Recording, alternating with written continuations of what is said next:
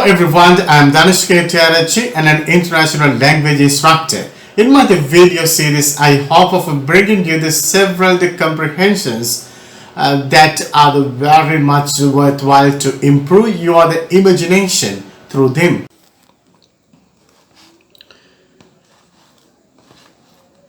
It was already the late when we set out for the next town, which according to the map was about 15 miles away on the other side of the hills. There we felt sure that we would find a bed for the night. Darkness fell soon after we left the village, but luckily we met no one as we drove swiftly along the narrow, winding road that led to the hills.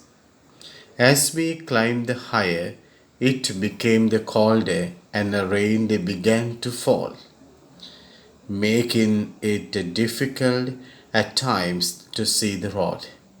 I asked John, my companion, to drive the more slowly. After we had traveled for about 20 miles, there was still no sign of the town which was marked on the map. We were beginning to get worried. Then, without warning, the car stopped. A quick examination showed that we had run out of petrol. Although we had little food with us, only a few biscuits and some chocolate, we decided to spend the night in the car.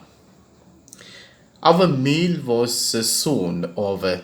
I tried to go to sleep at once, but John, who was a poor sleeper, got out of the car after a few minutes and went for a walk up the hill. Soon he came running back. From the top of the hill, he had seen in the valley below the lights of the town we were looking for. We at once unloaded all our luggage and, with a great effort, managed to push the car to the top of the hill. Then we went back for the luggage, loaded the car again, and set off down the hill. In less than a quarter of an hour, we were in the town, where we found a hotel quite easily.